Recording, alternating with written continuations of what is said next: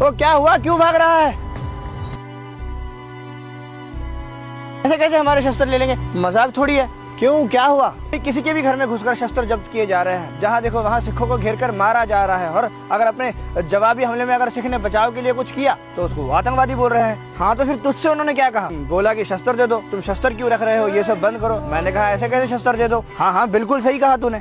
पर भाई अब हद पार हो रही है। पहले हजूर साहब, फिर पुणे, फिर उस ट्रक वाले सिंह को घेर कर मारने की कोशिश की। उत्तराखंड में जानलेवा हमले किए गए, और वो फॉरेन वाले केस का तो अलग ही चल रहा है। हाँ भाई, वो भी वहाँ के लोगों ने तो सिंह के घर पर हमला सा कर दिया, पत्थर मारने लगे और बोला कि इनकी कृपाएं बैन करवा दो, ये वो। हाँ तो इनसे पूछो ना कि जब एक सिख लड़की का उन्हीं के देश में रेप हो गया था तब इनका ये जोश कहाँ पर था। और तुझे पता है उन्हीं दिनों में एक दूसरे बंदे ने किसी और का मर्डर किया था, पर ना उसकी बात इन्होंने नॉर्मल न्यूज में की ना इंटरनेशनल न्यूज में की। लेकिन अगर वो कोई सिख करता तो आज एक बहुत बड़ा इंटरनेशनल न्यूज बन जाता। हाँ वही तो मैं बोल रहा हूँ। उन ड्रग्स वाले क्लिप्स को देख ले, उत्तराखंड वाले केस के क्लिप्स को देख ले। ऐसे काट कर वायरल किया जा रहा है जैसे कि हम लोग पागल हो चुके हैं और ऐवी तलवार निकाल कर किसी को भी मारे जा रहे हैं। भाई ये एक सोची समझी साजिश है आम लोगों में और सिखों के बीच में तकरार डालने की, और वो तकरार साफ साफ दिख रही है। तूने वो न्यूज को देखा जहाँ पर उत्तराखंड वाला एक बंदा बोल रहा है कि इनके तलवारें लाना बंद कर दो, इनकी यात्रा ही बंद करवा दो। पर भाई अब इन्हें कौन समझाए कि जिन तलवारों से इन्हें आज प्रॉब्लम हो रही है, उन्हीं तलवारों की वजह से आज ये अपने मंदिरों में जय श्री राम जय श्री कृष्णा बोल पा रहे हैं। अगर 6वें पातशाह जी जंग नहीं करते, श्री गुरु गोबिंद सिंह जी महाराज जंग नहीं करते, अमर छकाकर खालसा पंथ नहीं तैयार करते,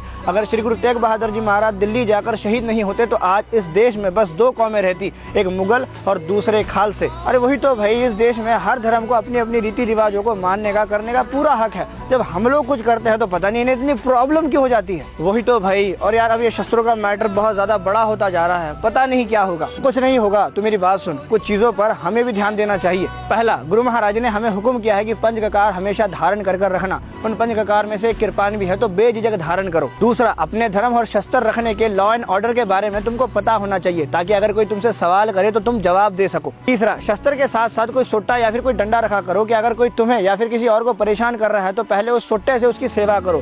कृपाण काटना आखिरी हुक्म होता है। चौथा, शस्त्र रखने से पहले शस्त्र विद्या के बारे में सीखो। और पांचवा, कुछ चंद पैसों के लिए किसी को भी शस्त्र बेचना बंद करो, पलटवार हम पर ही होगा। और छेवा, सैफ सरोही सह हथी यह हमारे पीर, बस बोलने के लिए नहीं है, वो तुम्हारे सच में पीर है, तो उनकी सेवा करो, उनकी साफ सफाई करो, उनकी पूजा करो। सबसे जरूरी पॉइंट, अगर हमें कुछ भी करना होगा तो सबसे पहले हमें एक होना होगा, क्योंकि ये बात अब किसी इंसान पर नहीं पंथ पर आ रही है। इसलिए सबसे जरूरी है आपसी प्यार बढ़ाना। तू खुद बोल, हमने अपनी आंखों से कितने सिख भाइयों को एक दूसरे पर जानलेवा हमला करते हुए देखा है। हाँ यार सही कहा, इसी जगह तो हम लोग मार खा रहे हैं। इसीलिए सभी सिंहों से ये बेनती है कि अपने आपसी झगड़ों को मिटाकर पंथ की सेवा संभाल में लगो। समा और खराब आने वाला है।